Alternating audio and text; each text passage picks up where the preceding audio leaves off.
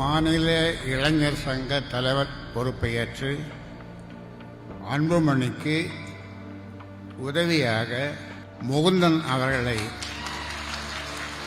அறிவிக்கிறேன். கட்சியில் 4 மாசத்துக்கு முன்னாடி வந்திருக்கிறான். அவனுக்கு இளைஞர் சங்கம்னா என்ன அனுபவம் இருக்குது அவனுக்குலாம்?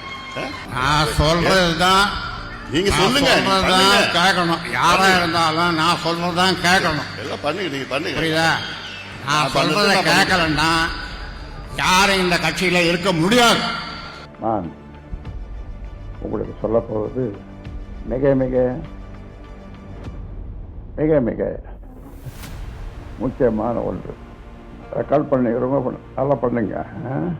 கட்சி அமைப்பில் சில மாற்றங்களை செய்ய வேண்டும் என கருதி பாட்டாளி மக்கள் கட்சி அரசியல் இயக்கத்தை தொடங்கிய நிறுவனர் ராமதாஸ் ஆகிய நான் நிறுவனர் என்பதோடு பாட்டாளி மக்கள் கட்சியின் தலைவர் பொறுப்பையும் நானே எடுத்துக்கொள்ளுகிறேன். ஐயா ஓய்வு எடுக்கணும், அண்ணனை முழுமையா கட்சி பணி ஆற்ற விடணும், அதுதான் பெரும்பாலான நிர்வாகிகளோட எதிர்பார்ப்பு. ஆனா ஐயா எங்களையோ அண்ணனையோ புரிஞ்சிக்க மாட்டேங்கிறாரு. இப்படி தங்களின் ஆதங்கங்களை கொட்டி தீர்க்கிறார்கள் பாமக வட்டாரத்தில். பாமக தலைவரான அன்புமணி ராமதாஸை அப்பொறுப்பிலிருந்து அதிரடியாக நீக்கி உத்தரவிட்டார் மருத்துவர் ராமதாஸ். அதனைத் தொடர்ந்து சமாதான பேச்சுவார்த்தை, போராட்டங்கள் என கலகலத்து போயிருக்கிறது பாமக வட்டாரம். நடப்பது என்ன, விரிவாக பார்ப்போம்.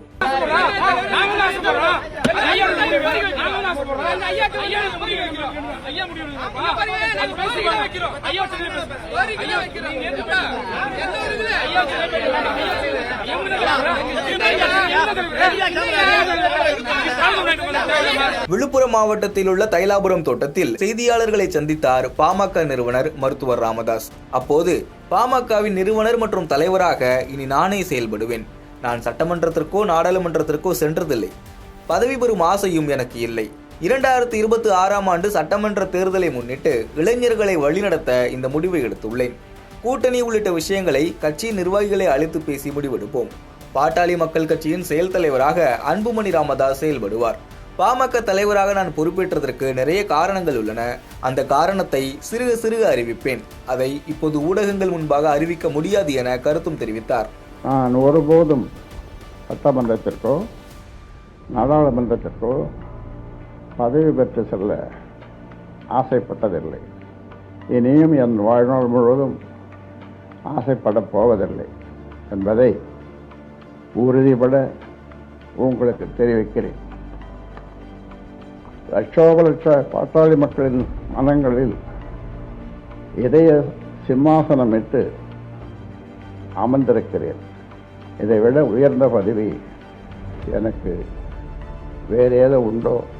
புதிய தலைமுறையினர் எனது தலைமையின் கீழ் சிறிது காலம் பணியாற்ற வேண்டும் என்ற அன்பு கட்டளையின் பேரில் அவர்கள் ஆசையை நிறைவேற்றிட வேண்டியும் 2026இல் எதிர்வரும் சட்டமன்ற தேர்தலை கருத்தில் கொண்டும் பல்வேறு செயல் திட்டங்களை வகுத்துள்ளேன்.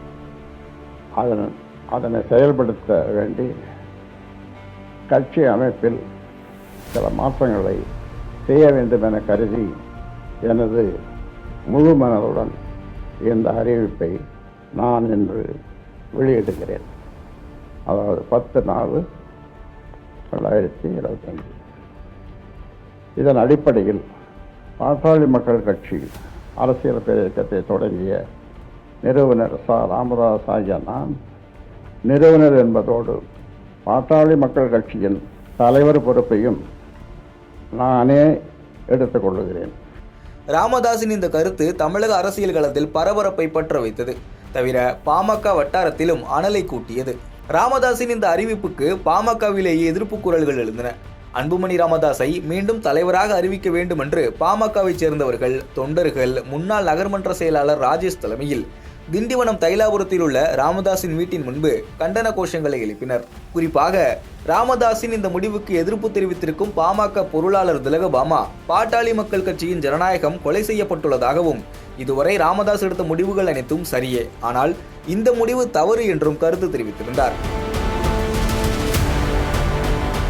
பாமகவை சேர்ந்த பல இளைஞர்கள் மருத்துவர் அன்புமணி ராமதாசுடன் எடுத்துக்கொண்ட புகைப்படங்களை பகிர்ந்து தங்களுடைய ஆதரவை தெரிவித்து வருகின்றனர். இது ஒருபுறம் இருக்க, மருத்துவர் ராமதாஸின் குடும்பத்தினர், பாமக நிர்வாகிகள் அவரின் வீட்டிற்கு சென்று அவரை சமாதானப்படுத்தும் முயற்சியில் இறங்கி இருக்கின்றனர். அன்புமணியையே மீண்டும் தலைவராக்க கோரிக்கை விடுத்து வருகின்றனர். அப்படி தந்தைக்கும் மகனுக்கும் இடையில் என்னதான் பிரச்சனை என கட்சி வட்டாரத்தில் விசாரித்தோம். ஐயா எங்களுக்கு தெய்வம் போன்றவர், அதில் மாற்று கருத்தே இல்லை. ஆனால் அவருக்கு வயதாகிவிட்டது, அவர் ஓய்வு எடுக்க வேண்டுமென நினைக்கின்றோம். தவிர அண்ணனை முழுமையாக கட்சி விஷயங்களில் முடிவுகளை எடுக்க விட வேண்டுமெனவும் எதிர்பார்க்கின்றோம். ஐயா தான் இந்த கட்சியை உருவாக்கியவர் என்றாலும் கட்சி நிர்வாகிகள் நியமனம் தொடங்கி தேர்தல் கூட்டணி வரை எதிர்காலத்தை கருத்தில் கொண்டு நடவடிக்கை எடுக்க வேண்டியிருக்கிறது. அதில் ஐயாவின் அனுபவத்தையும் தாண்டி அண்ணனின் சமயோஜித நடவடிக்கைகளும் கட்சி நலனுக்கு முக்கியமாக இருக்கிறது. ஆனால் ஐயா தன் விருப்பத்துடன் தான் அனைத்தும் நடக்க வேண்டும் என நினைக்கின்றார். அண்ணனை முழுமையாக சுதந்திரமாக செயல்பட அனுமதிக்க மறுக்கிறார். அதன் தொடர்ச்சியாகத்தான் இன்றைய சம்பவத்தை பார்க்க முடியும். ஆனால் ஐயா சமாதானமாகி விடுவார். இந்த பிரச்சனை சீக்கிரமாகவே சரியாகிவிடும் என்கிறார்கள் நம்பிக்கையாக. அதேவேளை பாமகவின் தலைவராக அன்புமணி அண்ணன் பொறுப்பேற்ற பிறகு அவர் எடுத்த ஒரு சில முடிவுகளால் கட்சி பின்னடைவை சந்தித்திருக்கிறது. அதனால்தான் ஐயா கொஞ்சம் இழுத்து பிடிக்க நினைக்கிறார். அவர் உருவாக்கிய கட்சி கரையக்கூடாது, காணாமலும் போய்விடக் கூடாது என நினைக்கின்றார். மற்றபடி அவரை முன்னிறுத்திக் கொள்ள வேண்டும் என்கிற எண்ணம் அவருக்கு நிச்சயமாக இல்லை என்கிறார்கள் மற்றொரு தரப்பினர்.